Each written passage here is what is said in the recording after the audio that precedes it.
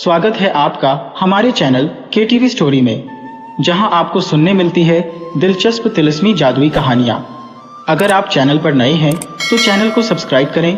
कहानी पसंद आए तो वीडियो को लाइक करें। दोस्तों, आपसे निवेदन है कि अगर आपके पास भी ऐसी ही दिलचस्प और मज़ेदार कहानियां हैं तो आप हमें ईमेल के जरिए भेज सकते हैं। ईमेल का लिंक डिस्क्रिप्शन बॉक्स में मिल जाएगा। आप सभी का बहुत बहुत धन्यवाद। तो चलिए शुरू करते हैं आज की कहानी। भारत के महाकाव्य महाभारत से जुड़ी हुई यह कहानी है। युधिष्ठिर जुए में अपना सब कुछ हारकर अपने भाइयों के साथ वनवास जा रहे थे। उसी वन में एक ऋषि ने उन्हें नल और दमयंती की कथा सुनाई थी। आबू पर्वत के समीप एक आहुक नामक भील रहता था। उसकी पत्नी का नाम आहूजा था। वह बड़ी पतिव्रता तथा धर्मशील थी। वे दंपति बड़े शिव भक्त एवं अतिथि सेवक थे। एक बार भगवान शंकर ने इन दोनों की परीक्षा लेने का विचार किया। वे एक यति का रूप धारण करके संध्या समय आहुक के दरवाजे पर जाकर कहने लगे, भील, तुम्हारा कल्याण हो। मैं आज रात भर यहीं रहना चाहता हूँ। तुम दया करके एक रात मुझे रहने के लिए स्थान दे दो। इस पर भील ने कहा, स्वामी, मेरे पास स्थान बहुत थोड़ा है, उसमें आप कैसे रह सकते हैं। यह सुनकर यति चलने को ही थे कि पत्नी ने पति से कहा, स्वामी, यति को लौटाइए नहीं, गृहस्थ धर्म का विचार कीजिए। आप दोनों घर के भीतर रहें और मैं अपनी रक्षा के लिए कुछ बड़े शस्त्रों को लेकर दरवाजे पर बैठी रह जाऊंगी। भील ने सोचा कि यह बात तो ठीक नहीं, क्योंकि यह अबला है। अतएव उसने यति तथा अपनी पत्नी को घर के भीतर रखा और स्वयं शस्त्र धारण कर बाहर बैठा रहा। रात बीतने पर हिंसक पशुओं ने उस पर आक्रमण किया और उसे मार डाला। प्रातः जब यति और उसकी पत्नी बाहर आए तो उसे मरा देखा। यह देखकर यति बहुत दुखी हुए। पर भीली ने कहा, महाराज, इसमें शोक तथा चिंता की क्या बात है। ऐसी मृत्यु तो बड़े भाग्य से ही प्राप्त होती है। अब मैं भी इनके साथ सती हो जाऊंगी। इसमें तो हम दोनों का परम कल्याण हो गया। यो कहकर चिता पर अपने पति को रखकर वह भी उसी अग्नि में प्रविष्ट हो गई। तब भगवान शंकर डमरू त्रिशूल आदि के साथ प्रकट हो गए। उन्होंने बार बार उस भीली से वर मांगने को कहा, पर वह कुछ न बोलकर सर्वथा ध्यान मग्न हो गई। तब भगवान ने उसे वरदान दिया कि अगले जन्म में तुम्हारा पति निष्ठ देश के राजा वीरसेन का पुत्र नल होगा और तुम्हारा जन्म विदर्भ देश के राजा भीष्मक की पुत्री दमयंती के रूप में होगा। यह यति भी हंस होगा और यही तुम दोनों का संयोग कराएगा।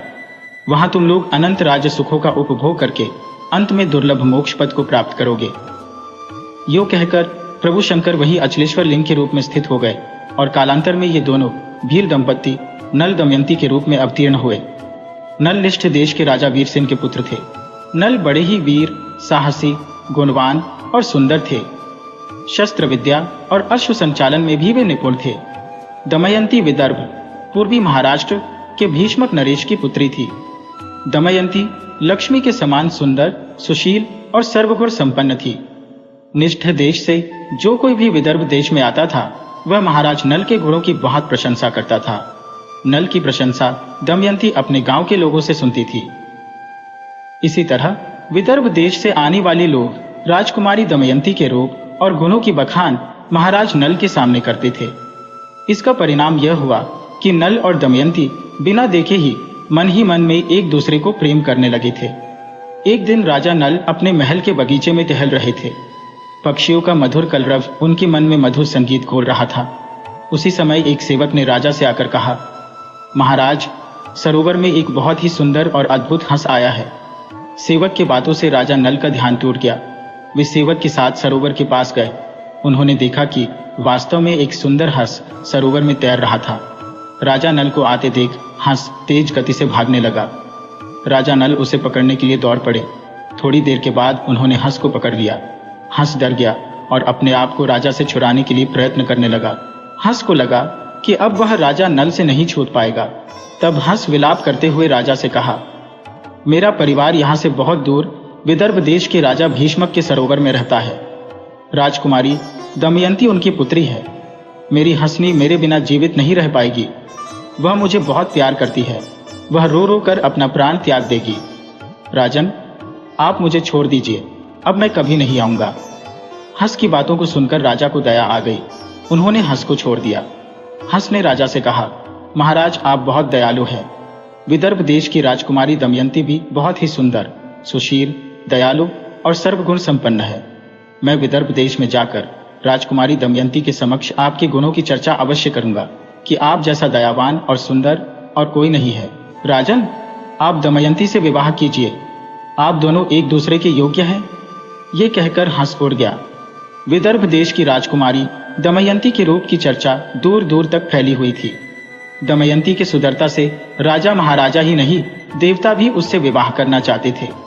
एक दिन दमयंती अपने सखियों के साथ बगीचे में विचरण करते करते सरोवर के पास गई। वह सरोवर में खिले हुए कमल के फूलों की सुंदरता को निहार रही थी। तभी उसकी दृष्टि एक हंस पर पड़ी। हंस की सुंदरता को देखकर दमयंती उसको पकड़ने की कोशिश करने लगी। जैसे ही वह हंस को पकड़ने के लिए आगे बढ़ी, हंस कहने लगा, मेरी सुंदरता तो राजा नल के सामने कुछ भी नहीं है। राजा नल बहुत ही सुंदर और गुणवान है, तुम्हें तो उनकी ओर आकृष्ट होना चाहिए। हंस की बात को सुनकर दमयंती बोली, तुम कैसे जानते हो राजा नल के विषय में? हंस बोला, मैं कई देशों में घूमता रहता हूँ, लेकिन नल जैसा दयावान सुंदर राजा मैंने कहीं नहीं देखा है। आप दोनों की जोड़ी बहुत ही सुंदर लगेगी। दमयंती हंस की बात को सुनकर मन ही मन राजा नल के रूप की कल्पना कर प्रेम करने लगी। दमयंती हमेशा नल की यादों में खोई रहती थी। इस प्रकार हंस ने नल और दमयंती दोनों के मन में प्रेम का बीजारोपण कर दिया। एक दिन विदर्भ नरेश अपने कक्ष में राज्य से संबंधित कार्यों में व्यस्त थे। तभी महारानी महाराज के कक्ष में प्रवेश हुई। महाराज महारानी से पूछे, क्या बात है? आप कुछ चिंतित दिखाई दे रही है। हमें बताइए, मैं अभी आपकी सभी चिंताएं दूर कर देता हूँ। महारानी बोली, आप हमेशा अपने राजकाज के कार्यों में उलझे हुए रहते हैं। आपकी बेटी दमयंती विवाह योग्य हो गई है, हमें दमयंती के विवाह के विषय में भी सोचना चाहिए। महाराज बोले, महारानी आप ठीक कह रही हैं। वे सेवक के साथ सरोवर के पास गए। उन्होंने देखा कि वास्तव में एक सुंदर हंस सरोवर में तैर रहा था। राजा नल को आते देख हंस तेज गति से भागने लगा। राजा नल उसे पकड़ने के लिए दौड़ पड़े। थोड़ी देर के बाद उन्होंने हंस को पकड़ लिया। हंस डर गया और अपने आप को राजा से छुड़ाने के लिए प्रयत्न करने लगा। हंस को लगा कि अब वह राजा नल से नहीं छूट पाएगा। तब हंस विलाप करते हुए राजा से कहा, मेरा परिवार यहाँ से बहुत दूर विदर्भ देश के राजा भीष्मक के सरोवर में रहता है। राजकुमारी दमयंती उनकी पुत्री है। मेरी हंसनी मेरे बिना जीवित नहीं रह पाएगी। वह मुझे बहुत प्यार करती है। वह रो रोकर अपना प्राण त्याग देगी। राजन, आप मुझे छोड़ दीजिए, अब मैं कभी नहीं आऊंगा। हंस की बातों को सुनकर राजा को दया आ गई। उन्होंने हंस को छोड़ दिया। हंस ने राजा से कहा, महाराज आप बहुत दयालु हैं। विदर्भ देश की राजकुमारी दमयंती भी बहुत ही सुंदर, सुशील, दयालु और सर्वगुण संपन्न है। मैं विदर्भ देश में जाकर राजकुमारी दमयंती के समक्ष आपके गुणों की चर्चा अवश्य करूंगा कि आप जैसा दयावान और सुंदर और कोई नहीं है।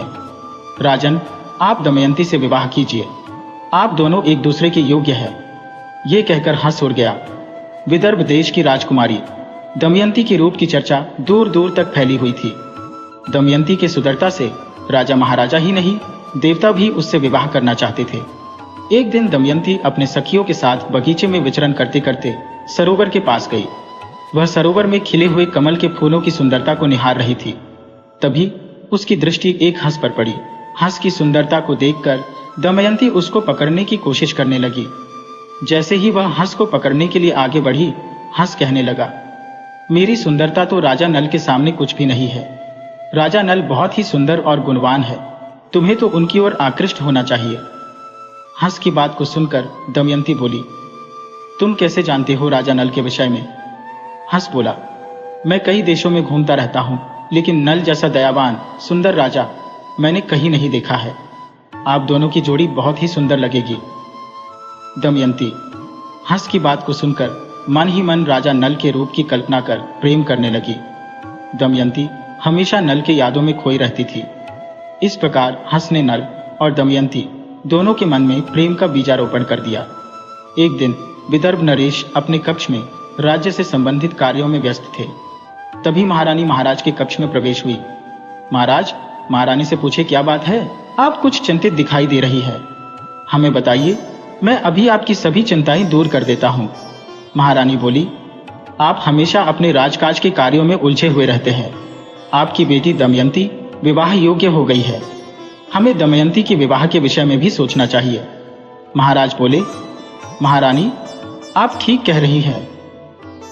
मैं मंत्री जी से कहकर दमयंती के स्वयंवर का निमंत्रण सभी देशों में राजाओं, महाराजाओं और राजकुमारों को भिजवा देने के लिए कहता हूं। महाराज की बात सुनकर महारानी आश्वस्त हो गई। दूसरे दिन से ही दमयंती के स्वयंवर की तैयारियां शुरू हो गईं। सभी देशों में दूर दूर तक राजकुमारी दमयंती के स्वयंवर की चर्चा होने लगी और सभी देशों में निमंत्रण पत्र भेज दिया गया। निषद देश में भी निमंत्रण भेजा गया। राजा नल निमंत्रण पत्र पाकर बहुत खुश हुए, क्योंकि राजा नल दमयंती को मन से चाहने लगे थे। दमयंती से विवाह करने के लिए केवल धरती के राजा ही नहीं, बल्कि देवतागण भी लालायित थे। दमयंती के स्वयंवर में अग्निदेव, वरुण देव, इंद्रदेव और पवन देव जा रहे थे। नल भी स्वयंवर के लिए विदर्भ जा रहे थे। देवताओं ने नल को रास्ते में रोककर पूछा, आप कहाँ जा रहे हैं? राजा नल ने कहा, मैं दमयंती के स्वयंवर में जा रहा हूं। उन सभी देवताओं ने सोचा, नल तो हम सभी से अधिक सुंदर है, फिर दमयंती इसके सामने हमसे विवाह नहीं करेगी, वह नल को ही अपना पति स्वीकार करेगी। इस बात को सोचकर देवताओं ने कहा कि दमयंती देवताओं से विवाह करने के योग्य है, कोई मनुष्य उससे विवाह करने योग्य नहीं है। राजा नल, तुम जाओ और दमयंती से कहो कि वे हम में से ही किसी देवता को वरण कर ले। देवताओं की यह बात सुनकर राजा नल बहुत उदास हो गए। राजा नल ने देवताओं से कहा, दमयंती से तो मैं विवाह करना चाहता हूं, मैं उससे प्रेम करता हूं। देवगण कुपित होकर बोले, अगर तुम नहीं गए तो तुम दोनों का अनिष्ट होगा। राजा नल ने कहा, लेकिन मैं इतनी जल्दी कैसे जा सकता हूं? देवतागण बोले, आप अपनी आंखें बंद करो। जैसे ही आप अपनी आंखें खोलेंगे, आप अपने आप को दमयंती के महल में पाओगे। राजा नल ने अपनी आंखें बंद किया और जैसे ही खोला, उन्होंने अपने को दमयंती के महल में पाया। राजा नल घूमते हुए महल के उपवन वाले सरोवर की तरफ बढ़े। उस सरोवर में राजा नल ने उसी हंस को अपनी हंसनी और पूरे परिवार के साथ देखकर अति प्रसन्न हुए। नल को देखकर दासियां दौड़ते हुए जाकर दमयंती को सूचना दी कि कोई राजकुमार अपने महल में आया है और वह सरोवर की तरफ घूम रहा है। राजकुमारी जी, चलिए देखिए। राजकुमारी दमयंती अपनी दासियों के साथ बाहर आकर देखते ही पहचान लिया कि यही राजा नल है। हंस के वर्णन के अनुसार सभी लक्षण इस व्यक्ति से मिलते थे। दमयंती उनसे प्रेम करने लगी थी, इसलिए नल को देखते ही दमयंती खुश हो गई। राजा नल भी दमयंती को प्रेम भरी नजरों से देखकर प्रेमासक्त हो उठे। हंस के वर्णन के अनुसार राजा नल के सपनों की रानी दमयंती उनके समक्ष खड़ी थी। यह कैसा समय था, ये कैसी विडंबना थी कि वे अपने प्रिय को प्रेम के लिए निवेदन भी नहीं कर सकते थे, क्योंकि वे तो देवताओं का संदेशा लेकर दमयंती को संदेश सुनाने के लिए गए थे। राजा नल ने अपने दिल पर पत्थर रखकर दमयंती से कहा, यहाँ आपके स्वयंवर में आने के लिए मैं भी आमंत्रित था। मार्ग में आते समय मुझे 4 देवता पवन देव, अग्निदेव, इंद्रदेव और वरुण देव मिले थे। उन्होंने संदेशा भिजवाया है कि दमयंती से कहना कि वे मनुष्य को नहीं, देवताओं के वरण योग्य है, इसलिए वे हम देवताओं में से किसी एक का वरण करें। यह बात सुनते ही दमयंती के मन को चोट लगा और गुस्सा भी आई। दमयंती ने कहा, मेरे पर किसी का अधिकार नहीं है और ना ही मैं कोई राज्य हो जिस पर शासन किया जा सकता है। विवाह कोई व्यापार नहीं है जो हर किसी के साथ किया जा सकता है। मैंने आपसे प्रेम किया है, मैं अपना सर्वस्व आपको अर्पण कर चुकी हूँ। मेरा विवाह आपसे ही होगा, अन्यथा मैं कदापि विवाह नहीं करूंगी। दमयंती की बात सुनकर राजा नल अति प्रसन्न हुए। उनका अशांत मन शांत हो गया। तत्पश्चात राजा नल विवाह समारोह में शामिल हो गए। समारोह स्थल की अनोखी साज सज्जा थी। कई देशों के राजा महाराजा दमयंती के विवाह समारोह में पधारे थे। प्रजाजनों की भीड़ भी एकत्रित हो चुकी थी। हर कोई चाहता था कि वरमाला उसी के गले में पड़े। नियत समय से पूर्व सुंदरी दमयंती ने हाथ में वरमाला लिए अपनी सखियों के साथ प्रवेश किया। वधू वेश में दमयंती के अलौकिक सौंदर्य को देख सभी राजा महाराजा हतप्रभ से हो गए। दमयंती धीरे धीरे वरमाला लेकर आगे बढ़ने लगी। वह जिस राजा के सामने से गुजरती, उसके हृदय में आशा का संचार जग जाता और आगे बढ़ जाती तो राजा मुरझा जाते थे। दमयंती की आंखें तो राजा नल को ढूंढ रही थी। उसने राजा नल को ढूंढ ही लिया। उसने एक साथ 5-5 नल को देखा। देवताओं को यह बात पहले से ही पता था कि दमयंती नल को ही अपना वर चुनेगी। ये सोचकर सभी देवताओं ने नल का रूप धारण कर लिया था। स्वयंवर में एक साथ कई नल खड़े थे। ये देखकर सभी परेशान थे कि इन सभी में असली नल कौन होगा। दमयंती जरा भी विचलित नहीं हुई। दमयंती ने अपनी आंखें बंद करके मन ही मन ईश्वर का स्मरण किया। हे प्रभु, हे ईश्वर, मेरी सहायता करो। दमयंती ने सुना था कि देवताओं के पैर भूमि में स्पर्श नहीं होते और ना ही उनकी फूल की मालाएं कभी मुरझाती है। यही सोचकर दमयंती ने निरीक्षण किया और उसने अपनी आंखों से असली नल को पहचान लिया। दमयंती धीरे से राजा नल के पास जाकर उसके गले में वरमाला डाल दिया। दमयंती सभी देवताओं को हाथ जोड़कर बोली, हे देवजनों, मैं पहले से ही राजा नल का वरण कर चुकी थी। आप सब हमें आशीर्वाद दें। यह देखकर सभी देवताओं ने नल और दमयंती का अभिवादन किया और आशीर्वाद दिया। इस तरह आंखों में झलकते भावों से ही दमयंती ने असली नल को पहचानकर अपना जीवन साथी चुन लिया। नल दमयंती को देवताओं का आशीर्वाद भी प्राप्त हुआ। दमयंती निष्ठे नरेश राजा नल की महारानी बनी। दोनों बड़े सुख से समय बिताने लगे। दमयंती पतिव्रताओं में शिरोमणि थी। अभिमान तो उसे कभी छू भी नहीं सकता था। समय बीतने लगा। दमयंती के गर्भ से एक पुत्र और एक कन्या का जन्म हुआ। उन्होंने पुत्र का नाम इंद्रसेन और पुत्री का नाम इंद्रसेना रखा। दोनों बच्चे माता पिता के अनुरूप ही सुंदर और सर्वगुण संपन्न थे। विदर्भ नरेश अपनी पुत्री दमयंती से मिलने निषद देश आए। अपनी पुत्री के सुखी गृहस्थ जीवन को देखकर वे बहुत ही खुश हुए। समय सदा एक सा नहीं रहता। दुख सुख का चक्र निरंतर चलता ही रहता है। दीपावली का त्योहार आने वाला था। राजा नल ने अपने राज्य में बहुत बड़ा पूजा का आयोजन करवाया था। उस पूजा में राजा नल ने सभी देवताओं का पूजन किया, लेकिन कलयुग को भूल गए। ऐसा देखकर कलयुग क्रोधित हो गए।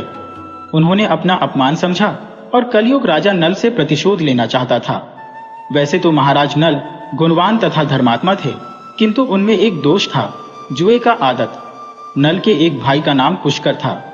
वह नल से अलग रहता था। उसने उन्हें जुए के लिए आमंत्रित किया। खेल आरंभ हुआ। भाग्य प्रतिकूल था। नल हारने लगे और उनका भाई पुष्कर जीतने लगा। राजा नल इस जुए में अपना सब कुछ सोना, चांदी, रथ, राजपाट आदि सब हार गए। महारानी दमयंती ने प्रतिकूल समय जानकर अपने दोनों बच्चों को विदर्भ देश की राजधानी कुंडिनपुर भेज दिया। इधर नल जुए में अपना सर्वस्व हार गए। उन्होंने अपने शरीर के सारे वस्त्र आभूषण उतार दिए। केवल एक वस्त्र पहनकर नगर से बाहर निकल पड़ी। दमयंती भी मात्र एक साड़ी में अपने पति के साथ निकल पड़ी। एक दिन जंगल में राजा नल ने सोने के पंख वाले कुछ पक्षी देखे। राजा नल ने सोचा, यदि इन्हें पकड़ लिया जाए तो इनको बेचकर निर्वाह करने के लिए कुछ धन कमाया जा सकता है। ऐसा सोचकर उन्होंने अपने पहने हुए वस्त्र खोलकर पक्षियों पर फेंका। वे पक्षी राजा नल के वस्त्र लेकर उड़ गए।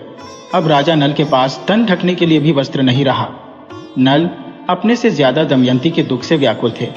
जंगल में नल और दमयंती भूख और प्यास से व्याकुल हो रहे थे।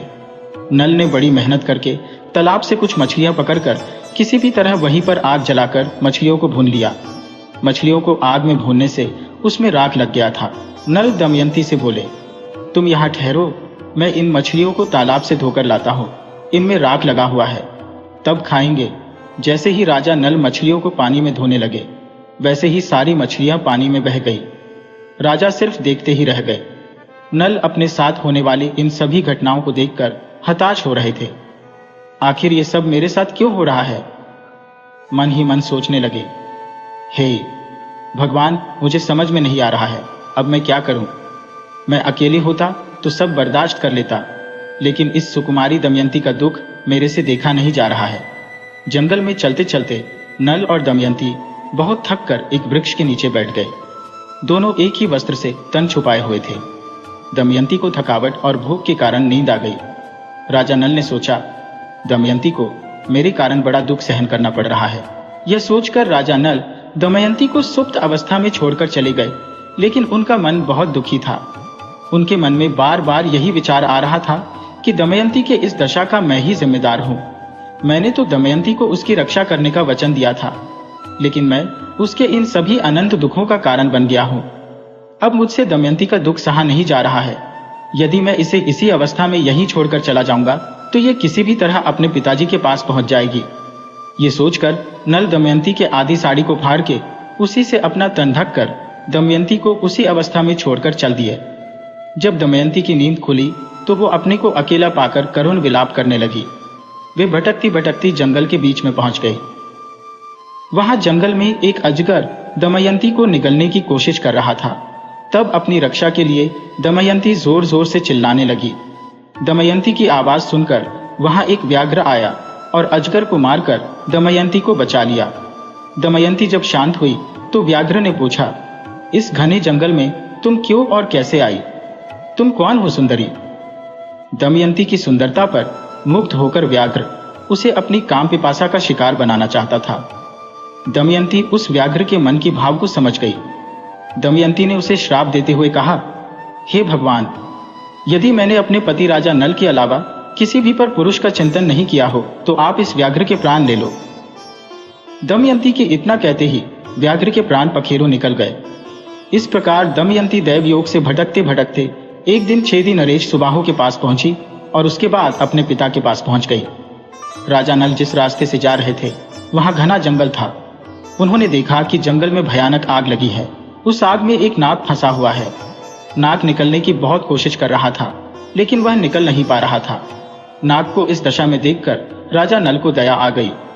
उन्होंने उसे झाड़ियों से निकाल दिया। उसी समय नाग ने कहा, राजन, तुम मुझे अपने कदम से 10 कदम गिनकर आगे रखो, तभी मेरा भला होगा। ये नाग धर्मराज थे जो नल का परीक्षा ले रहे थे। राजा नल ने सर्प को उठाकर अपनी कदम गिनते हुए आगे बढ़कर 10 बोले। वैसे ही नाग ने राजा नल के माथे पर डंस लिया। राजा नल चौंक कर बोले, लगता है यह मेरा काल था। अब मैं किसी को देख भी नहीं पाऊंगा और इस जंगल में मर जाऊंगा। तभी नाग ने कहा, चिंता मत करो राजन, तुम्हें कुछ भी नहीं होगा। मैंने तुम्हारी दया की परीक्षा ली है और तुम इस परीक्षा में सफल हुए हो। धर्मराज ने कहा, राजन, तुम्हारे इस सुंदर रूप रंग को देखकर कोई राजवंशी समझकर तुम्हें काम नहीं देगा। अब तुम्हारे इस कोयल की तरह काले रंग को देखकर कोई भी काम पर रख लेगा। अभी तुम्हें इसकी सख्त जरूरत है। जब तुम्हें इस काले रंग को बदलने की जरूरत पड़ी तो तुम मेरा स्मरण कर लेना। मेरा स्मरण करते ही तुम्हारा रंग फिर पहले की तरह हो जाएगा। नाग, धर्मराज ये कहकर चले गए। नल भटकते भटकते राजा ऋतुपर्ण के यहाँ पहुंच गए जो अयोध्या के राजा थे। राजा नल ने कहा, महाराज, मुझे नौकरी पर रख लीजिए। राजा ऋतुपर्ण पूछे, तुम्हारा नाम क्या है? तुम क्या काम जानते हो? नल ने कहा, मैं बाहुक हूं। मैं घोड़ों की अच्छी तरह से देखभाल कर सकता हूं और रथ हाँकने में निपुण हूं। राजा ऋतुपर्ण ने अपने 5 घोड़ों की देखभाल और रथ हाँकने का काम राजा नल को सौंप दिया। बाहुक के सौम्य व्यवहार से राजा बहुत प्रभावित थे। बाहुक को राजा ऋतुपर्ण के यहाँ काम करते करते बहुत समय बीत चुका था। एक दिन अचानक बाहुक को पता चला कि विदर्भ देश की राजकुमारी का फिर से स्वयंवर हो रहा है। इस खबर को सुनते ही बाहुक बेचैन हो गया। उसे विश्वास नहीं हो रहा था। वह सोचने लगा, दमयंती दूसरा विवाह कैसे कर सकती है। तभी एक नौकर बाहुक को आकर बोला, बाहुक, चलो, तुम्हें महाराज बुला रहे हैं। बाहुक आश्चर्यचकित होकर पूछा, महाराज बुला रहे हैं? हाँ, चलो। बाहुक महाराज ऋतुपर्ण के पास जैसे ही पहुंचा तब उसने देखा कि महाराज हाथ में एक निमंत्रण पत्र लेकर चिंतित है। बाहुक ने कहा, महाराज, आपने मुझे याद किया? हाँ। बाहुक, आओ आओ। यह कहकर महाराज ने बाहुक को निमंत्रण पत्र दिखाते हुए कहा, देखो बाहुक, यह विदर्भ देश की राजकुमारी का निमंत्रण पत्र है। कल ही स्वयंवर है और यह निमंत्रण पत्र मुझे अभी मिला है। अब तुम ही बताओ, मैं इतनी जल्दी वहां कैसे पहुंच सकता हूं? बाहुक ने महाराज से कहा, महाराज, आप चिंतित ना हो, अभी तो बहुत समय है। मैं आपको वहां समय से पहले ही पहुंचा दूंगा। बाहुक के आश्वासन से महाराज की चिंता दूर हो गई। जैसे ही महाराज ऋतुपर्ण रथम पर बैठे वैसे ही बाहुक ने मन ही मन में पवन देव का स्मरण कर रथ को हाँक दिया। थोड़ी ही देर में रथ हवा से बातें करने लगा। महाराज ऋतुपर्ण रथ के वेग और रथ वाहक बाहुक दोनों को देखकर आश्चर्यचकित हो उठे। जैसे ही महाराज रथ से बाहर देखने लगे वैसे ही महाराज का दोशाला उड़ गया। महाराज बोले, बाहुक, रथ को रोकना, मेरा दोशाला उड़ गया है। बाहुक ने तुरंत रथ रोक दिया। बाहुक ने कहा, महाराज, हम तो बहुत दूर आ गए हैं, वापस जाना मुमकिन नहीं है। अगर हम वापस गए तो बहुत देर हो जाएगा। महाराज बोले, छोड़ो, चलो। बाहुक ने पुनः रथ को हाँक दिया। संध्या होने से पहले ही बाहुक ने महाराज को विदर्भ देश के अतिथिशाला स्कंधावार में पहुंचा दिया। वहां पहुंचते ही रात हो चुकी थी। उस अतिथिशाला में कई राजाओं को ठहराया गया था। दमयंती सभी व्यवस्थाओं का बहुत ही सावधानी के साथ निरीक्षण कर रही थी। मन ही मन वह सोच रही थी कि अगर राजा नल का पता नहीं चला तो, लेकिन दमयंती उम्मीद नहीं छोड़ी थी। दमयंती का मन कहता था कि राजा नल को जब मेरी स्वयंवर के विषय में पता लगेगा तब वे अवश्य ही आएंगे। आज की रात आखिरी रात थी। गणना के अनुसार सभी राजा और राजकुमार स्वयंवर में पहुंच चुके थे। दमयंती के अनुसार अब कोई भी आने वाला नहीं था। दमयंती ने रात में अपनी दासी केशकी के साथ अपने दोनों बच्चों को भेजा और कहा कि तुम हर राजा के सामने जाकर उन्हें हमारी कहानी सुनाना। क्या पता नल भेष बदल कर आए हो। केशकी सभी राजाओं के सामने जाकर कहानी सुनाकर आगे बढ़ जाती। केशकी कहानी सुनाते सुनाते बाहुक के पास पहुंची और दमयंती की कहानी बड़े ही करुणा के साथ सुना रही थी। दमयंती की करुणा भरी कहानी को सुनकर बाहुक की आंखों से आंसू बहने लगा। बाहुक ने इंद्रसेन और इंद्रसेना को अपने गले से लगा लिया। दमयंती के सिखाए अनुसार बच्चों ने कहा, मुझे बहुत जोर से भूख लगी है। बाहुक ने कहा, बच्चों, अभी मैं तुम दोनों के लिए तुरंत भोजन बनाता हूं। ऐसा कहकर बाहुक ने तुरंत अग्निदेव और वरुण देव का स्मरण किया। स्मरण करते ही दोनों प्रकट हो गए। बाहुक ने तुरंत बड़ा ही स्वादिष्ट भोजन बनाकर बच्चों को खिला दिया और बच्चों को खीर देते हुए कहा कि तुम अपनी मां को दे देना। अंततः दमयंती के सतीत्व के प्रभाव से एक दिन महाराज नल के दुखों का भी अंत हुआ। दोनों का पुनर्मिलन हुआ और राजा नल को उनका राज्य भी वापस मिल गया। पुराणों के अनुसार कहा जाता है कि नल और दमयंती की अमर प्रेम कथा सुनने से पति पत्नी के बीच में कटुता मिट जाती है और प्रेम बढ़ता है।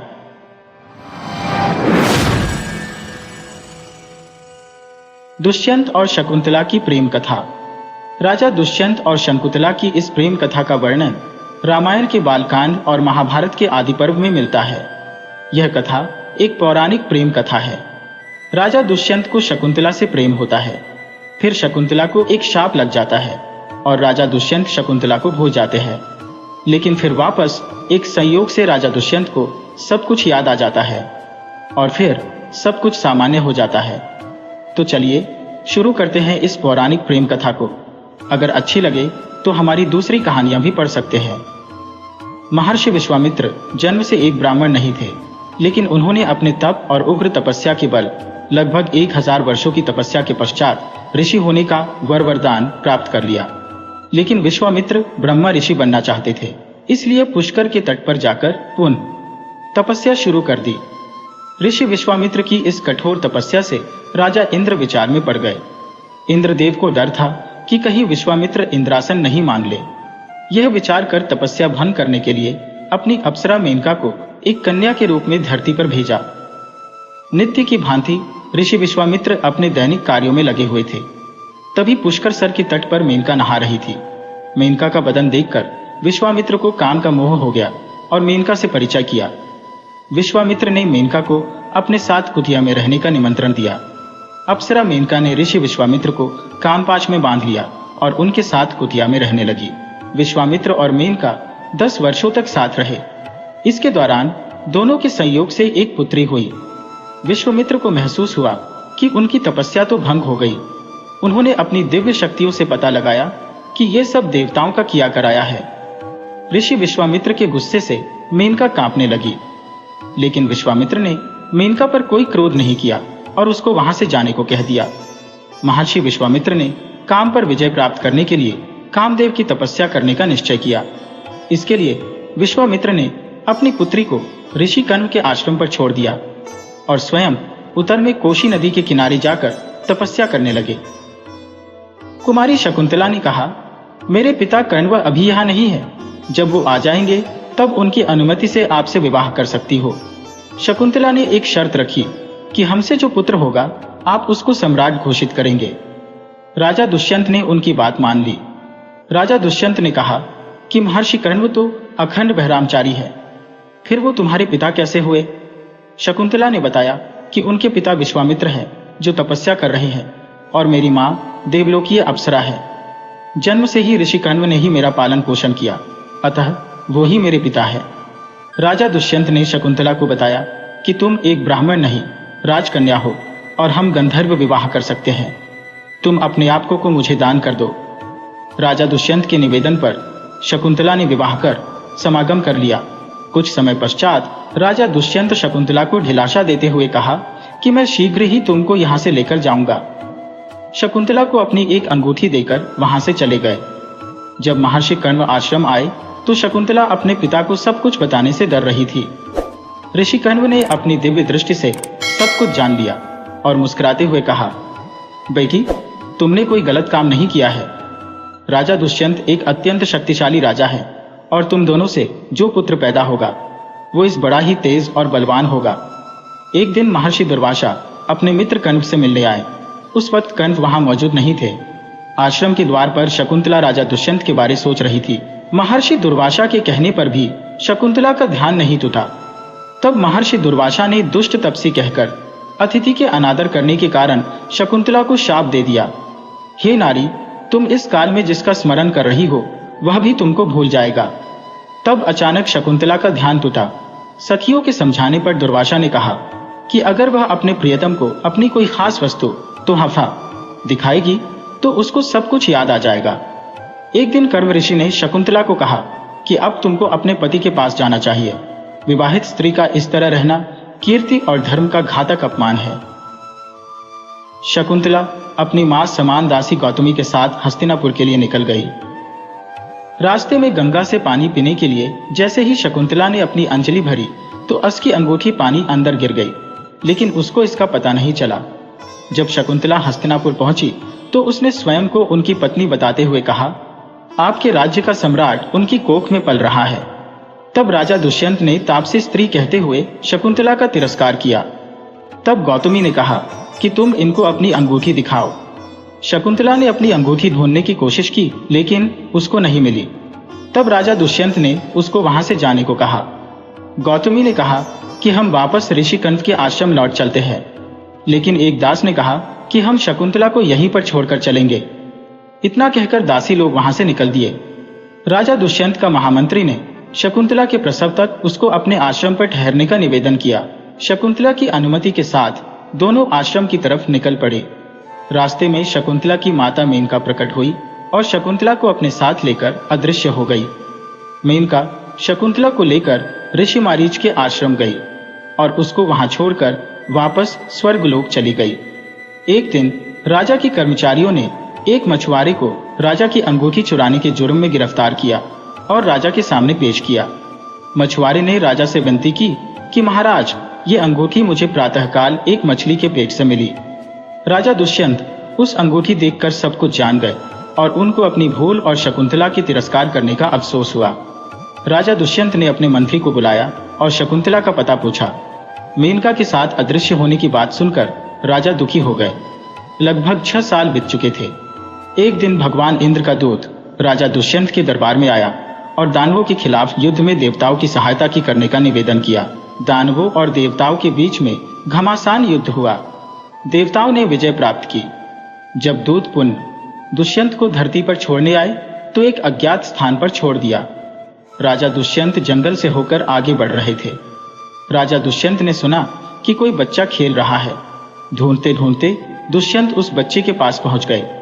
एक बच्चा सर्वदमन शेर के साथ खेल रहा था और उसका मुंह खोलकर उसके दांत की गिनती कर रहा था। तब 2 दासियां उस बच्चे को आश्रम ले जाने के लिए आई। दासियों के आग्रह पर भी वह बच्चा वहां से चलने को तैयार नहीं था। तब सर्वदमन के हाथ से जंतर गिर गया। राजा दुष्यंत ने उस जंत्र को उठा लिया और अपने साथ खलने को आग्रह किया। दासियों ने कहा कि आपको उस जंत्र को नहीं छूना चाहिए, उसको छूने का अधिकार केवल इनके माता पिता को है। तब राजा दुष्यंत दासियों से सर्वदमन की मां से मिलने का निवेदन किया। दासियां राजा दुष्यंत को शकुंतला के पास लेकर गई।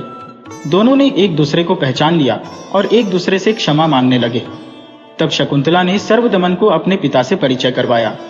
राजा दुष्यंत ने शकुंतला को महल चलने का प्रस्ताव रखा।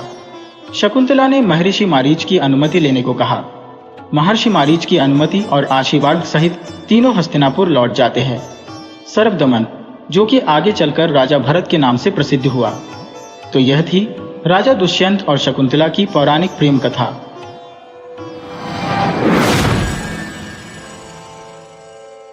पौराणिक प्रेम कथा। राजा ययाति और देवयानी। यह कथा राजा ययाति के जीवन की कहानी को सुंदरता से प्रस्तुत करती है। इस कथा में राजा ययाति की पहली पत्नी देवयानी और दूसरी पत्नी शर्मिष्ठा के बीच हुई घटनाक्रम का वर्णन है। यह कथा भागवत पुराण, महाभारत और मत्स्य पुराण में वर्णित है।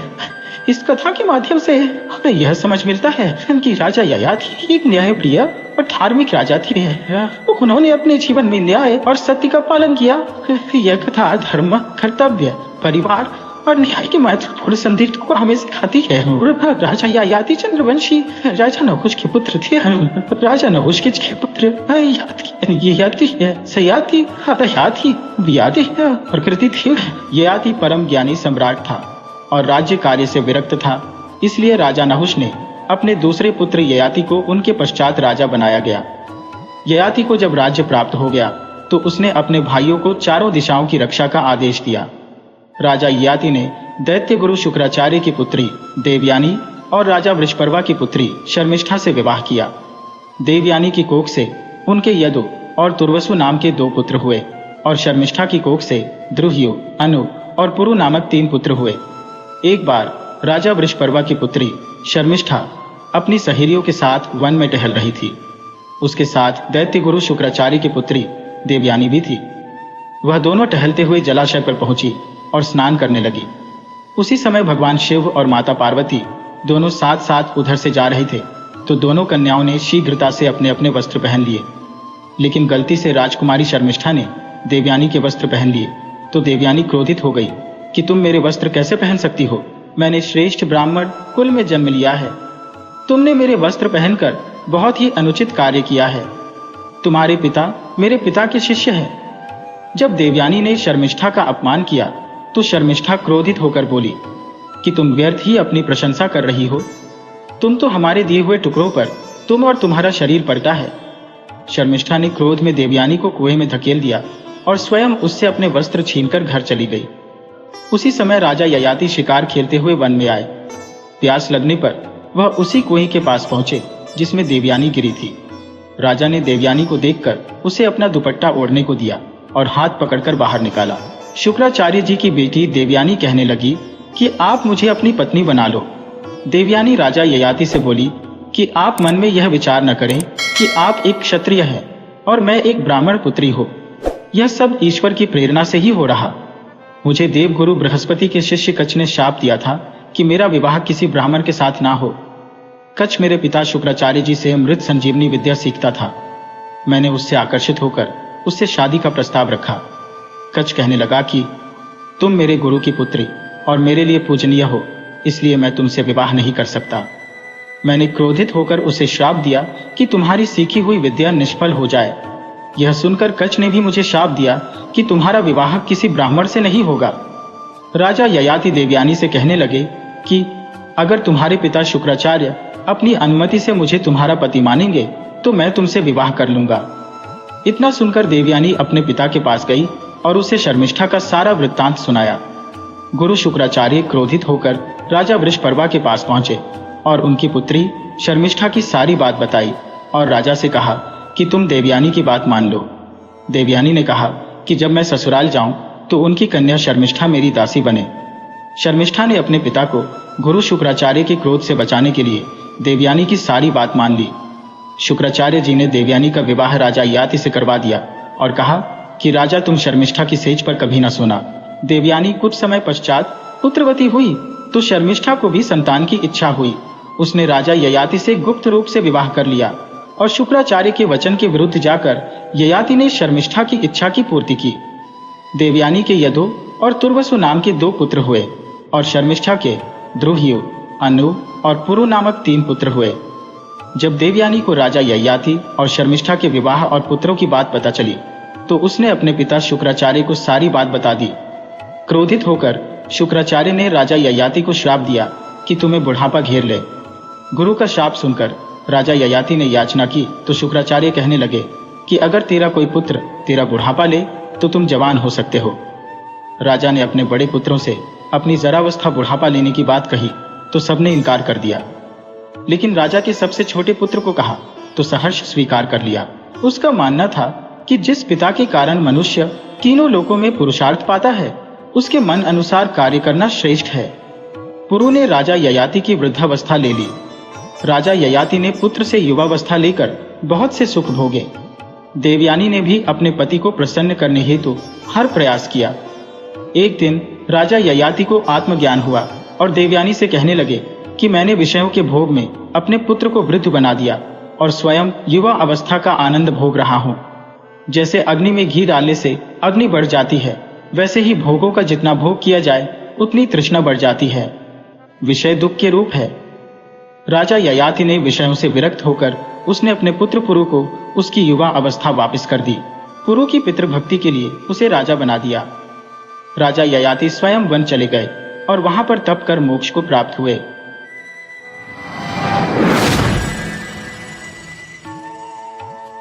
कामदेव और रति की प्रेम कहानी। हिंदू धर्म ग्रंथ में कामदेव को प्रेम और आकर्षण का देवता माना गया है। धर्म ग्रंथों में वर्णित कथाओं के अनुसार कामदेव भगवान विष्णु और देवी लक्ष्मी के पुत्र है। ऐसा माना जाता है कि कामदेव का विवाह देवी रति के साथ हुआ था, जो कामदेव की तरह ही प्रेम और आकर्षण की देवी मानी जाती है। परंतु कुछ कथाओं में कामदेव को स्वयं ब्रह्मा जी का पुत्र भी बताया गया है और इनका संबंध भगवान शिव से भी है। धर्म ग्रंथों में कामदेव का स्वरूप सुनहरे पंखों वाले एक सुंदर नवयुवक की तरह प्रदर्शित किया गया है, जिनके हाथ में धनुष और बाण है। इनकी सवारी तोते को बताया गया है। ये तोते के रथ पर मछली के चिन्ह वाले लाल ध्वज लगाकर विचरण करते हैं। परंतु कामदेव को कुछ शास्त्रों में हाथी पर बैठे हुए भी बताया गया है। कहते हैं कि भगवान शंकर ने अपने तीसरे नेत्र से कामदेव को भस्म कर दिया था। उसके बाद उनके अगले जन्म में उनकी पत्नी रति के साथ कामदेव का पुनः मिलन हुआ। तो आइए जानते हैं कामदेव और देवी रति की प्रेम कथा। पौराणिक कथाओं के अनुसार एक समय ब्रह्मा जी सृष्टि के विस्तार की कामना से ध्यानमग्न थे। उसी समय उनके अंश से एक तेजस्वी पुत्र काम उत्पन्न हुआ। वो पुत्र कहने लगा कि मेरे लिए क्या आज्ञा है। तब ब्रह्मा जी ने उससे कहा कि मैंने सृष्टि उत्पन्न करने के लिए प्रजापतियों को उत्पन्न किया था, परंतु वे सृष्टि रचना में सफल नहीं हुए। इसलिए यह कार्य अब मैं तुम्हें सौंपता हूं और इसे पूर्ण करने की आज्ञा देता हूं। परंतु ब्रह्मा जी की बात सुने बिना ही कामदेव वहां से विदा होकर अदृश्य हो गए। यह देख ब्रह्मा जी को क्रोध आ गया और उन्होंने कामदेव को श्राप दे दिया कि तुमने मेरी आज्ञा का पालन नहीं किया है, इसलिए तुम्हारा जल्दी ही नाश हो जाएगा। यह सुनकर कामदेव भयभीत हो गए और हाथ जोड़कर ब्रह्मा जी के समक्ष क्षमा मांगने लगे। काफी देर तक कामदेव के लगातार विनंती करने पर ब्रह्मा जी प्रसन्न हुए और उन्होंने कामदेव को रहने के लिए 12 स्थान दिए। उन्होंने कहा कि हे कामदेव देव, तुम्हारा निवास स्थान स्त्रियों के कटाक्ष, उसके केश राशि, उसकी जंधा, वक्ष, नाभि, जंघमूल, अदर, कोयल की कोख, चांदनी, वर्षाकार, चैत्र और वैशाख महीना होगा। इसके बाद ब्रह्मा जी ने कामदेव को पुष्प का धनुष और मारण, स्तंभन, जृंभन, शोषण तथा उन्मादन नाम के 5 बाण दिए। वह धनुष मिठास से भरे गन्ने का बना हुआ था, जिसमें मधुमक्खियों के शहद की रस्सी लगी थी। उनके धनुष का बाण अशोक के पेड़ के महकते फूलों के अलावा सफेद, नीली कमल, चमेली और आम के पेड़ पर लगने वाले फूलों से बने हुए थे। ब्रह्मा जी से मिले वरदान के बाद कामदेव तीनों लोकों में भ्रमण करने लगे और भूत, पिशाच, गंधर्व, यक्ष सभी को अपने काम में वशीभूत कर लिया। इसी क्रम में वे भगवान शिव जी के पास कैलाश पहुंचे। भगवान शिव तप तपस्या में लीन थे। तभी कामदेव छोटे से जंतु का सूक्ष्म रूप धरकर कान के छिद्र से भगवान शिव के शरीर में प्रवेश कर गए। इससे शिव जी का मन चंचल हो उठा। उसके बाद भगवान शिव ने ध्यान योग से देखा कि उनके शरीर में कामदेव प्रवेश कर गया है। जब यह बात कामदेव को पता चला तो वह उसी क्षण भगवान शिव के शरीर से बाहर आ गए और आम के एक वृक्ष के नीचे जाकर खड़े हो गए। फिर उन्होंने शिव जी पर अपन मोहन नामक बाण छोड़ा, जो शिव जी के हृदय पर जाकर लगा।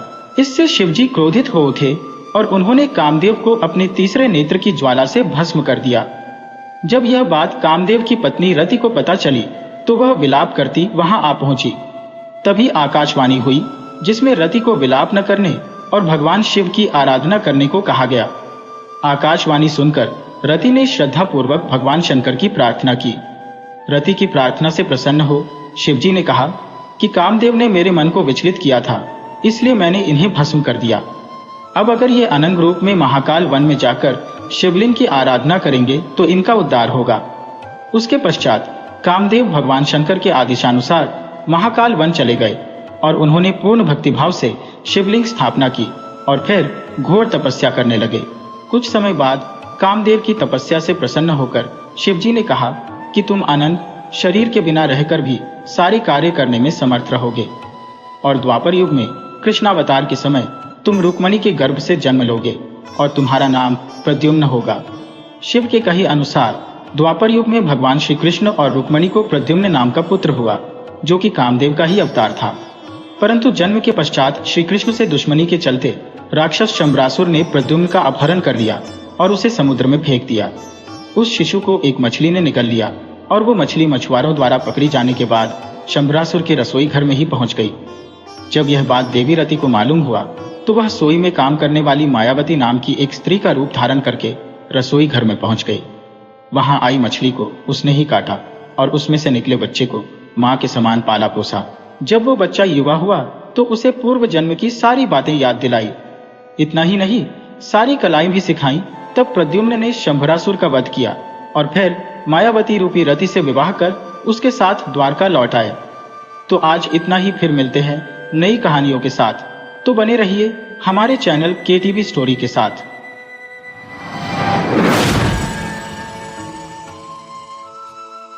एक बार की बात है, सभी देवता बहुत ही मुश्किल में थे। सभी देवगण शिवजी के शरण में अपनी मुश्किलों के हल के लिए पहुंचे। उस समय भगवान शिवजी के साथ गणेश और कार्तिकेय भी वहीं बैठे थे। देवताओं की मुश्किल को देखकर शिवजी ने गणेश और कार्तिकेय से प्रश्न पूछा, तुम में से कौन देवताओं की मुश्किलों को हल करेगा और उनकी मदद करेगा? जब दोनों भाई मदद करने के लिए तैयार हो गए तो शिवजी ने उनके सामने एक प्रतियोगिता रखा। इस प्रतियोगिता के अनुसार दोनों भाइयों में जो भी सबसे पहले पृथ्वी की परिक्रमा करके लौटेगा वही देवताओं की मुश्किलों में मदद करेगा। जैसे ही शिवजी ने यह बात कही, कार्तिकेय अपनी सवारी मोर पर बैठकर पृथ्वी की परिक्रमा करने चले गए। परंतु गणेश जी वहीं अपनी जगह पर खड़े रहे और सोचने लगे कि वह मूषक की मदद से पूरे पृथ्वी का चक्कर कैसे लगा सकते हैं। उसी समय उनके मन में एक उपाय आया। वे अपने पिता शिवजी और माता पार्वती के पास गए और उनकी 7 बार परिक्रमा करके वापस अपनी जगह पर आकर खड़े हो गए। कुछ समय बाद कार्तिकेय पृथ्वी का पूरा चक्कर लगाकर वापस पहुंचे और स्वयं को विजेता कहने लगे। तभी शिवजी ने गणेश जी की ओर देखा और उनसे प्रश्न किया, क्यों गणेश, तुम क्यों पृथ्वी की परिक्रमा करने नहीं गए? तभी गणेश जी ने उत्तर दिया, माता पिता में ही तो पूरा संसार बसा है। चाहे मैं पृथ्वी की परिक्रमा करूं या अपने माता पिता की, एक ही बात है। ये सुनकर शिवजी बहुत खुश हुए और उन्होंने गणेश जी को सभी देवताओं की मुश्किलों को दूर करने की आज्ञा दी। साथ ही शिवजी ने गणेश जी को यह भी आशीर्वाद दिया कि कृष्ण पक्ष के चतुर्थी में जो भी व्यक्ति तुम्हारी पूजा और व्रत करेगा उसके सभी दुख दूर होंगे और भौतिक सुखों की प्राप्ति होगी।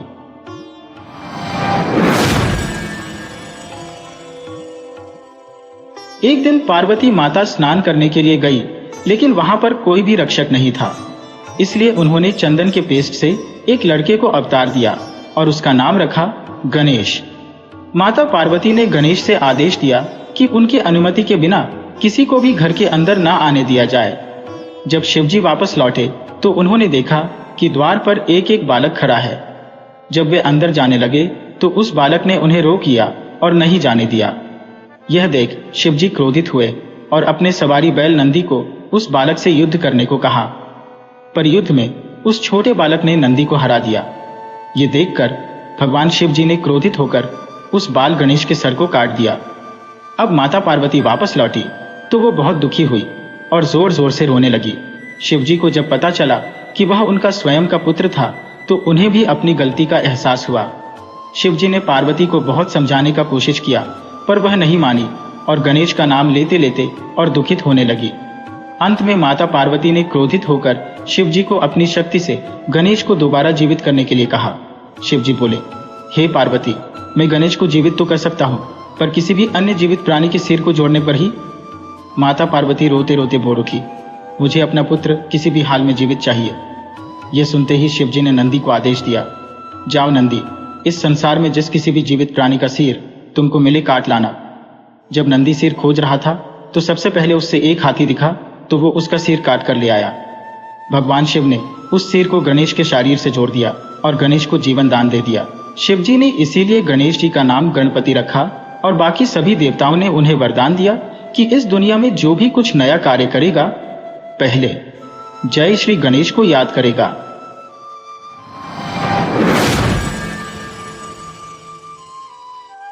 जब महर्षि वेदव्यास महाभारत लिखने के लिए बैठे तो उन्हें एक ऐसे व्यक्ति की जरूरत थी जो उनके मुख से निकले हुए महाभारत की कहानी को लिखे। इस कार्य के लिए उन्होंने श्री गणेश जी को चुना। गणेश जी भी इस बात के लिए मान गए, पर उनकी एक शर्त थी कि पूरा महाभारत लेखन को एक पल ले लिए भी बिना रुके पूरा करना होगा। गणेश जी बोले, अगर आप एक बार भी रुकेंगे तो मैं लिखना बंद कर दूंगा। महर्षि वेदव्यास ने गणेश जी की इस शर्त को मान लिया, लेकिन वेदव्यास ने गणेश जी के सामने भी एक शर्त रखा और कहा, गणेश, आप जो भी लिखोगे समझकर ही लिखोगे। गणेश जी भी उनकी शर्त मान गए। दोनों महाभारत के महाकाव्य को लिखने के लिए बैठ गए। वेदव्यास जी महाकाव्य को अपने मुंह से बोलने लगे और गणेश जी समझ समझ कर जल्दी जल्दी लिखने लगे। कुछ देर लिखने के बाद अचानक से गणेश जी का कलम टूट गया। कलम महर्षि के बोलने की तेजी को संभाल न सका। गणेश जी समझ गए कि उन्हें थोड़ा से गर्व हो गया था और उन्होंने महर्षि की शक्ति और ज्ञान को न समझा। उसके बाद उन्होंने धीरे से अपने एक दांत को तोड़ दिया और स्याही में डुबाकर दोबारा महाभारत की कथा लिखने लगे। जब भी वेदव्यास को थकान महसूस होता, वे एक मुश्किल सा छंद बोलते, जिसको समझने और लिखने के लिए गणेश जी को ज्यादा समय लग जाता था और महर्षि को आराम करने का समय भी मिल जाता था। महर्षि वेदव्यास जी और गणेश जी को महाभारत लिखने में 3 वर्ष लग गए।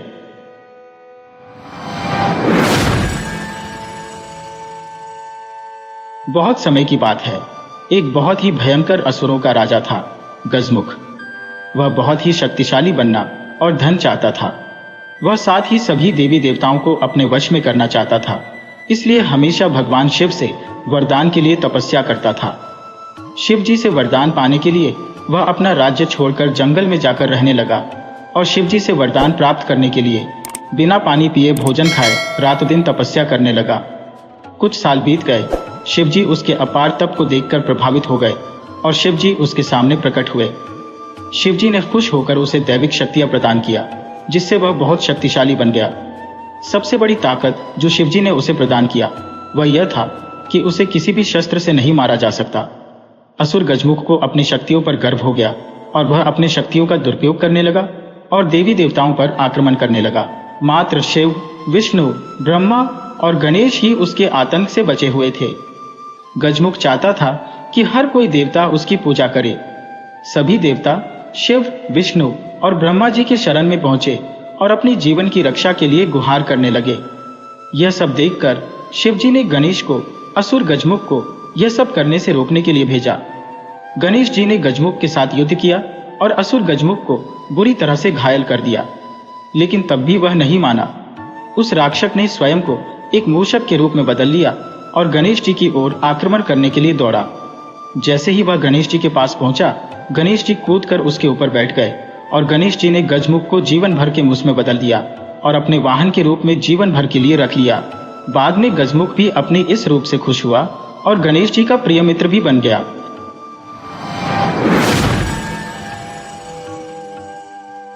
भगवान सूर्य ने देवी संध्या के साथ विवाह किया और 3 बच्चों का जन्म हुआ, वैश्व, मनु, यम, मृत्यु के भगवान और यमुना। हालांकि संध्या सूर्य के लिए एक पवित्र पत्नी थी, लेकिन वह सूर्य की चमकदार प्रतिभा और गर्मी को सहन नहीं कर सकी। इसलिए वह सूर्य की प्रतिभा का सामना करने के लिए, आवश्यक शक्ति हासिल करने के लिए तपस्या करने की इच्छा भी रखती थी। यह अपनी तपस्या के परिणाम स्वरूप हासिल की गई अपनी प्रतिभा को भी आगे बढ़ाना चाहती थी। संध्या ने एक औरत को बनाया और उसका नाम छाया रखा और कहा कि वह सूर्य की पत्नी के रूप में अपनी भूमिका का प्रतिनिधित्व करे और 3 बच्चों की देखभाल भी करे। हालांकि वह सूर्य भगवान के लिए अपनी योजनाओं को किसी के सामने प्रकट नहीं करना चाहती थी, इसलिए वह तपस्या करने के लिए जंगलों में चली गई। क्योंकि छाया बहुत साधारण रूप से मिलती जुलती थी, सूर्य भगवान उस पर संदेह नहीं कर सके। छाया के माध्यम से सूर्य भगवान के 3 और शिशु हुए थे, जो थे मनु, शनि और ताप्ती। इसलिए शनि को सूर्य के पुत्र और यम का भाई कहा जाता है। जब शनि छाया के गर्भ में थे, उसने भगवान शिव को प्रसन्न करने के लिए चमकदार सूर्य के नीचे एक गंभीर तपस्या की। क्योंकि वह पूरी तरह से भगवान शिव की प्रार्थना और पूजा में डूब गई थी, दिव्य शक्ति गर्भ के भीतर बच्चे का पोषण करती थी, इसलिए शनिदेव भगवान शिव को बहुत समर्पित थे। इसके अलावा जब छाया ने इतनी देर तक धधकते सूरज के नीचे तपस्या की थी, तो शनि गर्भ के अंदर काले रंग के हो गए थे। जैसे ही शनिदेव जन्म हुआ, सूर्य भगवान ने उनके रंग को देखकर तुच्छ जाना और इस बात पर संदेह किया कि क्या शनि का जन्म उनके पास हुआ था।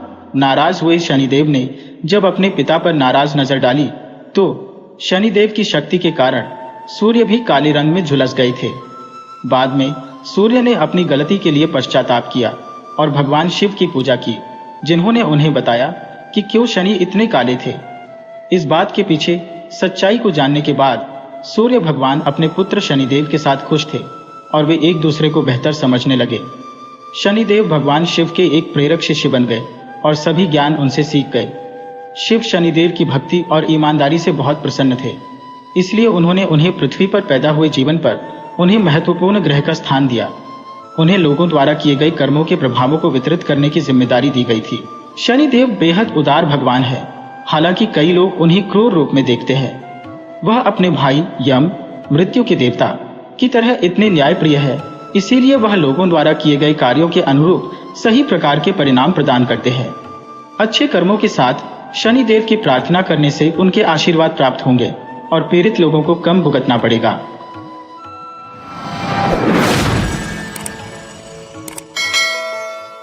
भगवान श्री कृष्ण की पत्नी सत्यभामा के मन में एक दिन एक विचित्र विचार आया। उन्होंने तय किया कि वह भगवान श्री कृष्ण को अपने गहनों से तौलेंगी। श्री कृष्ण ने जब यह बात सुनी तो बस मुस्कुराए, बोले, कुछ नहीं। सत्यभामा ने भगवान को तराजू के पलड़े पर बिठा दिया। दूसरे पलड़े पर वह अपने गहने रखने लगी। भला सत्यभामा के पास गहनों की क्या कमी थी, लेकिन श्री कृष्ण का पलड़ा लगातार भारी ही रहा। अपने सारे गहने रखने के बाद भी भगवान का पलड़ा नहीं उठा तो वह हार कर बैठ गई। तभी रुक्मिणी आ गई। सत्यभामा ने उन्हें सारी बात बताई। रुक्मिणी तुरंत पूजा का सामान उठा लाई। उन्होंने भगवान की पूजा की। जिस पात्र में भगवान का चरणोदक था, उसे उठाकर उन्होंने गहनों वाले पलड़ों पर रख दिया। देखते ही देखते भगवान का पलड़ा हल्का पड़ गया। ढेर सारे गहनों से जो बात नहीं बनी, वह चरणोदक के छोटे से पात्र से बन गई। सत्यभामा यह सब आश्चर्य से देखती रही। उन्हें समझ में नहीं आ रहा था कि ऐसा कैसे हुआ। तभी वहां नारद मुनि आ पहुंचे। उन्होंने समझाया, भगवान की पूजा में महत्व सोने चांदी के गहनों का नहीं, भावना का होता है। रुक्मिणी की भक्ति और प्रेम की भावना भगवान के चरणोदक में समा गई। भक्ति और प्रेम से भारी दुनिया में कोई वस्तु नहीं है। भगवान की पूजा भक्ति भाव से की जाती है, सोने चांदी से नहीं। पूजा करने का ठीक ढंग भगवान से मिला देता है।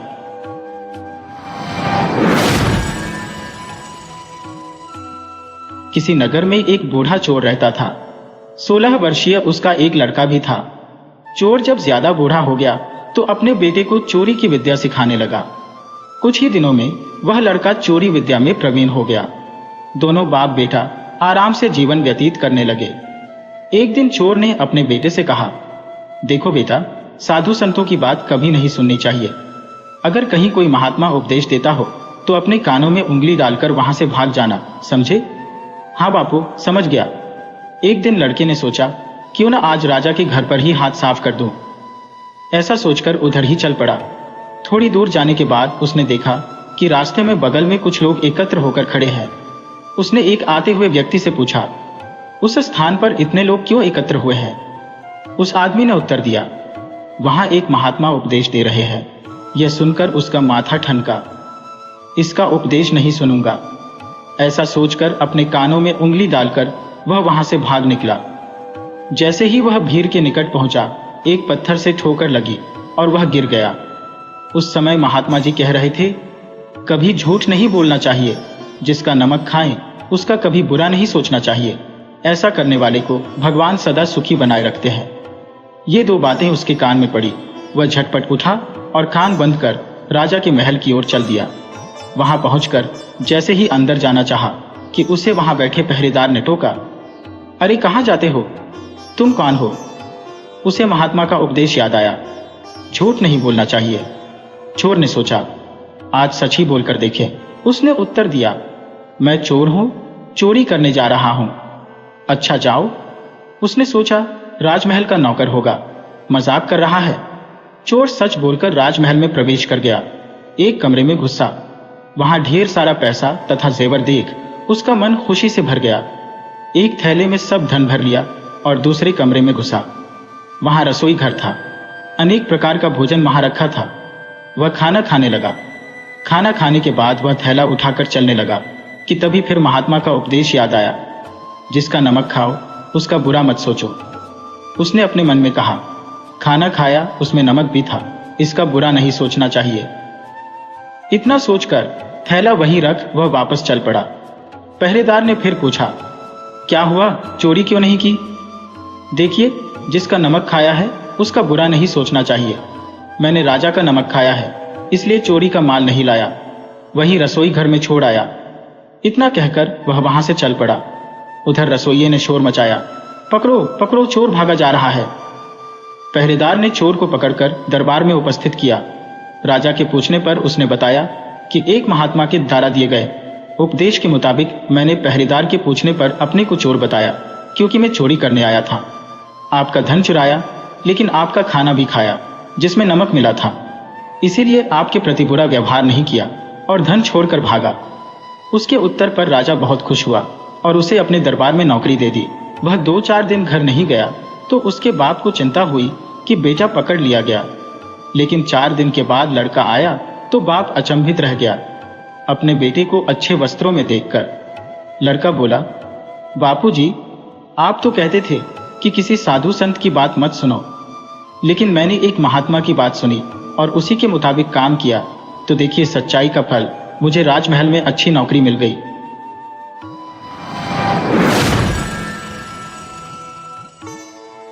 बहुत पहले किसी गांव के किनारे एक मंदिर था। मंदिर में एक साधु रहता था। इसी गांव में एक कबाड़ी चोर भी रहता था।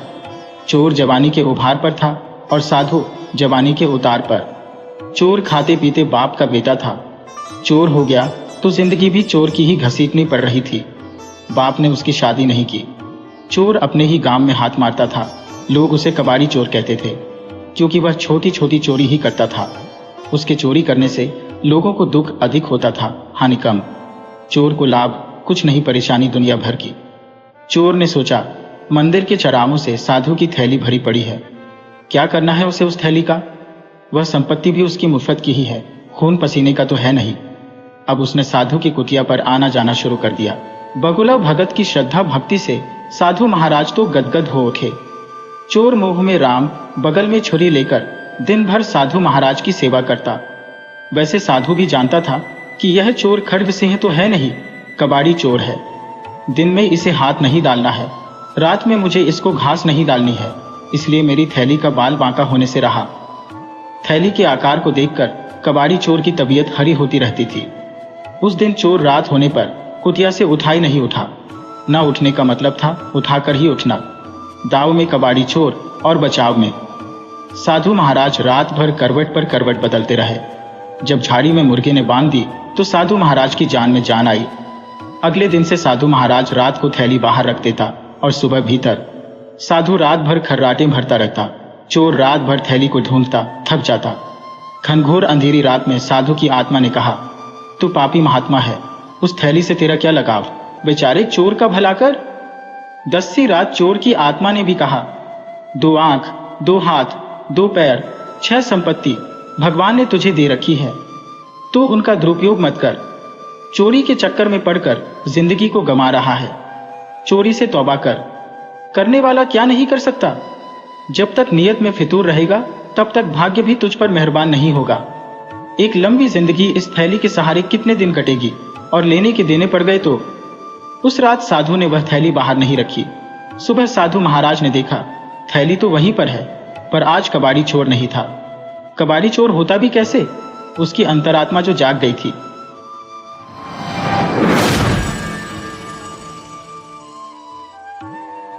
शबरी का वास्तविक नाम शमना था। वह श्री राम की अनन्य भक्त थी। शबरी का जन्म भील जाति में हुआ था।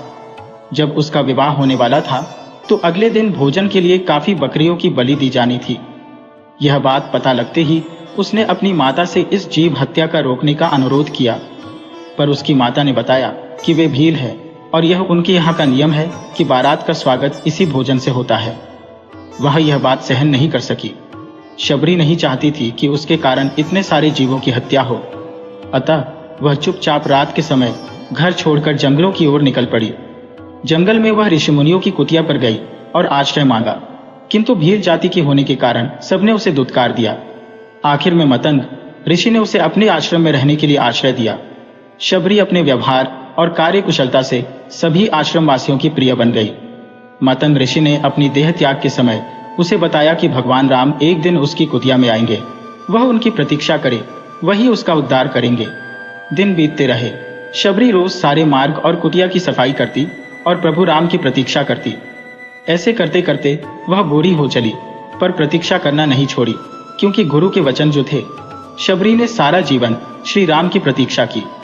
अंत में शबरी की प्रतीक्षा खत्म हुई और भगवान श्री राम अपने छोटे भाई लक्ष्मण के साथ माता सीता की खोज करते हुए मतंग ऋषि के आश्रम में जा पहुंचे। शबरी ने उन्हें पहचान लिया। उसने प्रभु श्री रामचंद्र जी का आदर सत्कार किया। शबरी भागकर कंदमूल लेकर आई। कंदमूलों के साथ वह कुछ जंगली बेर भी लाई थी। कंदमूलों को उसने भगवान को अर्पण कर दिया, पर बैरों को देने का साहस नहीं कर पा रही थी। कहीं बेर खराब और खट्टी न निकले, इस बात का उसे भय था। उसने बैरों को छकना आरंभ कर दिया। अच्छे और मीठे बेर वह बिना किसी संकोच के श्री राम को देने लगी। श्री राम उसकी सरलता पर मुग्ध थे।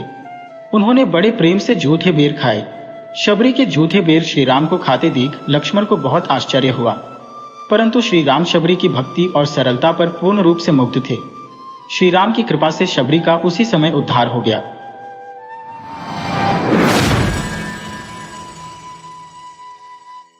भगवान की पूजा में भावना और श्रद्धा का महत्व सोने और चांदी से ज्यादा होता है। इस बात को अत्यंत खूबसूरत तरीके से समझाने हेतु श्री कृष्ण और उनकी दो बीवियों रुक्मणी और सत्यभामा से संबंधित एक बहुत ही अच्छी पौराणिक कथा है। भगवान श्री कृष्ण की पत्नी सत्यभामा के मन में एक दिन बहुत ही अजीब सा विचार आया। वह हठ करने लगी कि श्री कृष्ण जी को अपने गहनों से तोलेंगी। श्री कृष्ण जी को जब यह बात पता चली तो वे सत्यभामा से कुछ बोले नहीं, बस मंद मंद मुस्कुराने लगे। सत्यभामा अपने ढेर सारे जेवर ले आई। पलड़े के एक तरफ उन्होंने भगवान को बैठा दिया और दूसरी तरफ अपने जेवर रखने लगी, लेकिन पलड़ा अभी भगवान की तरफ ही झुका था। सत्यभामा के पास जेवरों की कोई कमी तो थी नहीं। वो जाकर और ढेर सारे जेवर ले आई, लेकिन पलड़ा जरा भी नहीं हिला। सत्यभामा ने अपने सारे जेवर तराजू पर रख दिए, लेकिन कोई फायदा नहीं हुआ। अंत में वह थक कर बैठ गई। तभी वहां रुक्मणी का आगमन हुआ। सत्यभामा ने उन्हें सारी बात कह सुनाई। सत्यभामा की बात सुनकर तुरंत रुक्मणी जी पूजा का सामान ले आई। उन्होंने भगवान की पूजा अर्चना की और उसके बाद में जिस पात्र में भगवान का चरणोदक रखा होता है उसे गहनों वाले पलड़े पर रख दिया। देखते ही देखते पलड़ा झुकने लगा और भगवान का पलड़ा ऊपर उठ गया। सत्यभामा हैरानी से सब कुछ देख रही थी। उसको समझ नहीं आ रहा था कि जो पलड़ा उनके इतने सारे गहनों से नहीं झुका, वो एक हल्के से पात्र से कैसे झुक गया। वे रुक्मणी से इसका कारण पूछने लगी। तभी नारद मुनि भ्रमण करते हुए वहां पहुंच गए। सत्यभामा की परेशानी समझकर वे इसका कारण उन्हें बताने लगे। नारद जी बोले, भगवान की पूजा में महत्व सोने चांदी के गहनों का नहीं होता, बल्कि सच्ची भावना और श्रद्धा का होता है। रुक्मणी ने अत्यंत प्रेम से भगवान का पूजन किया, जिससे उनकी श्रद्धा और भक्ति की ताकत चरणोदक में समा गई। जब रुक्मणी ने वह पात्र तराजू पर रखा तो उनकी भक्ति की ताकत से पलड़ा नीचे चला गया। ईश्वर को सिर्फ सच्चे प्रेम, श्रद्धा और भक्ति की भावना से ही पाया जा सकता है। सोने चांदी और रुपए पैसों का भगवान की नजर में कोई मोल नहीं होता। भगवान की पूजा यदि सही ढंग से की जाए तो ईश्वर की प्राप्ति अवश्य होती है। सच्ची भक्ति और प्रेम के आगे ईश्वर भी झुक जाते हैं। सत्यभामा को उनकी बात समझ में आ गई थी। इस पौराणिक कथा के माध्यम से हमें यही सीख मिलती है कि अगर भगवान के करीब रहना है या ईश्वर को प्राप्त करना है तो सोना चांदी और पैसा जैसी भौतिकवादी चीजों को भूलकर अपने मन में श्रद्धा का भाव उत्पन्न करे। यही एकमात्र मार्ग है सच्ची भक्ति और ईश्वर को पाने का।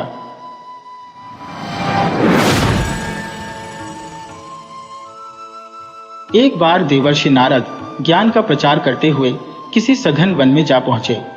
वहां उन्होंने एक बहुत बड़ी घनी छाया वाला सेमल का वृक्ष देखा। उसकी छाया में विश्राम करने का विचार कर नारद उसके नीचे बैठ गए। नारद जी को उसकी शीतल छाया में बड़ा आनंद मिला। वे उसके वैभव की भूरी भूरी प्रशंसा करने लगे। उन्होंने सेमल के वृक्ष से पूछा, वृक्षराज, तुम्हारा इतना बड़ा वैभव किस प्रकार सुस्थिर रहता है? पवन तुम्हें गिराता क्यों नहीं? सेमल के वृक्ष ने हे हंसते हुए कहा, देवर्षि, पवन का क्या सामर्थ्य कि वह मेरा बाल भी बांका कर सके। वह किसी प्रकार भी मुझे नहीं गिरा सकता। नारद जी को लगा कि सेमल अभिमान के नशे में ऐसे वचन बोल रहा है। उन्हें उसका यह उत्तर उचित प्रतीत न हुआ। झुंझलाते हुए वे सुरलोक चले गए। सुरपुर में जाकर नारद ने पवन देव से कहा, अमुक वृक्ष अभिमान पूर्वक दर्प वचन बोलता हुआ आपकी निंदा करता है, इसलिए उसका अभिमान दूर करना चाहिए। पवन देव को अपनी निंदा करने वाले सेमल के उस वृक्ष पर बहुत क्रोध आया। वह उस वृक्ष को उखाड़ फेंकने के लिए बड़े प्रबल प्रवाह के साथ आंधी तूफान की तरह चल दिए। सेमल का वृक्ष बड़ा तपस्वी, परोपकारी और ज्ञानी था। उसे आने वाले संकट का बोध हो गया। उसने तुरंत स्वयं को बचाने का उपाय कर लिया। उसने अपने सारे पत्ते झाड़ डाले और ठूंठ की तरह खड़ा हो गया। पवन ने पूरी शक्ति से उसे उखाड़ने की चेष्टा की, पर वह ठूंठ का कुछ न बिगाड़ सका। अंत में निराश होकर पवन देव वापस लौट गए। कुछ दिन बाद नारद जी उस वृक्ष की दशा देखने के लिए फिर उसी वन में पहुंचे। उन्होंने देखा कि वृक्ष हरा भरा ज्यों का त्यों खड़ा है। नारद जी को बड़ा आश्चर्य हुआ। उन्होंने वृक्ष से पूछा, पवन देव ने तुम्हें उखाड़ फेंकने की पूरी शक्ति से कोशिश की, पर तुम तो ज्यों के त्यों खड़े हो। इसका क्या रहस्य है? वृक्ष ने देवर्षि को प्रणाम किया और नम्रतापूर्वक निवेदन किया, देवर्षि, मेरे पास इतना वैभव है, फिर भी मैं इसके मोह में बंधा नहीं हूं। लोक सेवा के लिए मैंने इतने पत्ते धारण किए हुए हैं, परंतु जब जब जरूरी समझता हूं, अपने वैभव को बिना हिचकिचाहट के त्याग देता हूं और ठूठ बन जाता हूं। मुझे अपने वैभव पर गर्व नहीं है, वरन ठूठ होने का अभिमान है। इसीलिए मैंने पवन देव की उपेक्षा की। वे कर्म को श्रेष्ठ बता रहे थे। आप देख रहे हैं कि उसी निर्लिप्त कर्मयोग के कारण मैं प्रचंड टक्कर सहता हुआ भी पहले की भांति खड़ा हूं। नारद जी समझ गए कि संसार में वैभव रखना, धनवान होना बुरी बात नहीं है। इससे तो बहुत से शुभ कार्य हो सकते हैं। बुराई तो धन के अभिमान में डूब जाने और उससे मोह करने में है। यदि कोई व्यक्ति धनी होते हुए भी मन से पवित्र रहे तो एक प्रकार से साधु ही है। जल में कमल की तरह निर्लिप्त रहने वाले ऐसे कर्मयोगी साधु के लिए घर ही तपोभूमि है।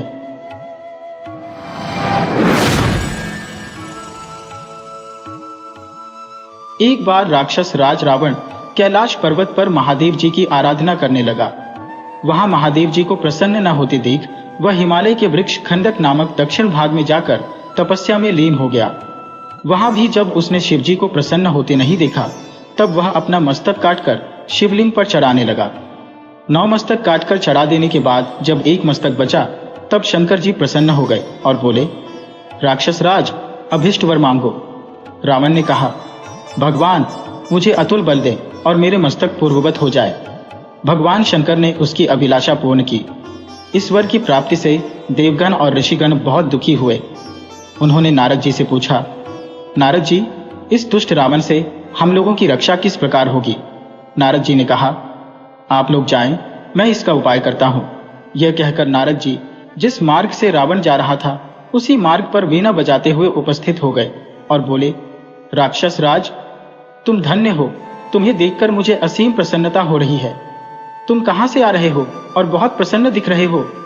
रावण ने कहा, देवर्षि, मैंने आराधना करके शिव जी को प्रसन्न किया है। यह कहकर रावण ने सारा वृत्तांत देवर्षि नारद के सामने प्रस्तुत कर दिया। यह सुनकर नारद जी ने कहा, राक्षस राज, शिव तो उन्मत्त है। तुम मेरे प्रिय शिष्य हो, इसलिए कह रहा हूं। तुम उस पर विश्वास मत करो और लौटकर उसके दिए हुए वरदान को प्रमाणित करने के लिए कैलाश पर्वत को उठाओ। यदि तुम उसे उठा लेते हो तो तुम्हारा अब तक का प्रयास सफल माना जाएगा। अभिमानी रावण देवर्षि नारद की बातों में आ गया और लौटकर कैलाश पर्वत उठाने लगा। ऐसी स्थिति देखकर शिव जी ने कहा, यह क्या हो रहा है? तब पार्वती जी ने हंसते हुए कहा, आपका शिष्य आपको गुरु दक्षिणा दे रहा है। जो हो रहा है वह ठीक ही है। यह अभिमानी रावण का कार्य है। ऐसा जानकर शिव जी ने उसे शाप देते हुए कहा, अरे दुष्ट, शीघ्र ही तुम्हें मारने वाला उत्पन्न होगा। ये सुनकर नारद जी वीणा बजाते हुए चल दिए और रावण भी कैलाश पर्वत को वहीं रखकर विश्वस्त होकर चला गया।